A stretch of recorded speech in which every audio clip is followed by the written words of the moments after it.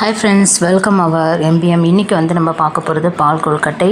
தேங்காய் பால் எடுத்து செய்யலாம். ஸோ அதை எப்படி பண்ணலாம் அப்படிங்கிறத பார்க்கலாம்.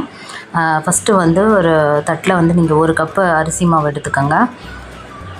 அதுக்கு தேவையான சால்ட் போட்டுக்கோங்க.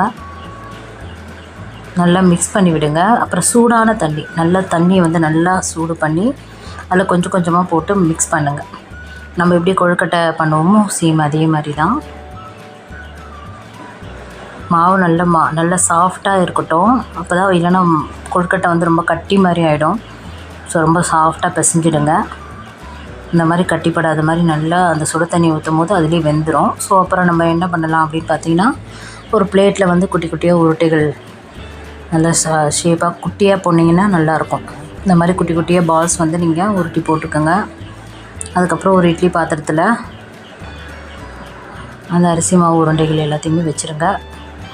வச்சு ஒரு 5 to 7 மினிட்ஸ் குக் ஆனால் போதும். நல்லா வெந்துடும். பார்த்திங்கன்னா தெரியும், நல்லா சாஃப்டாக இருக்கும்.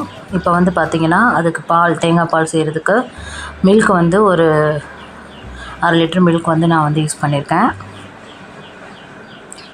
நல்லா கொதித்ததும் நம்ம ரெடி பண்ணி வச்சுருக்கிற அந்த அரிசி கொழுக்கட்டையை வந்து நீங்கள் அதில் போட்டுருங்க.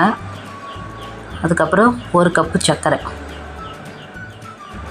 ரொம்ப சர்க்கரை தேவை கிடையாது. கொஞ்சமாக ஏலக்காய் பொடி போட்டு நல்லா மிக்ஸ் பண்ணுங்கள்.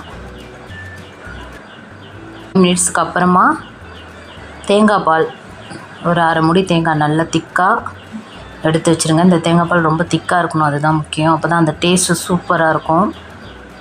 பாலும் தேங்காய் பாலும் சேர்ந்து நல்லாவே இருக்கும். நல்லா கொதிக்க விடுங்க.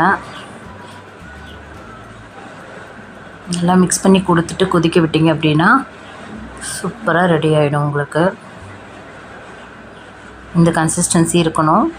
பாலும் தேங்காய் பாலும் நல்லா மிக்ஸ் ஆகிடும். அந்த கொழுக்கட்டைகளுமே நல்லா வெந்துடும். சூப்பராக இருக்கும். இப்போ நீங்கள் சர்விங் பவுலுக்கு மாற்றிடுங்க. கண்டிப்பாக அது எல்லாருமே வீட்டில் ட்ரை பண்ணி பாருங்கள். ரொம்ப டேஸ்ட்டாக இருக்கும். குழந்தைங்களுக்கு ரொம்ப ரொம்ப பிடிக்கும். தேங்க்ஸ் ஃபார் வாட்சிங்.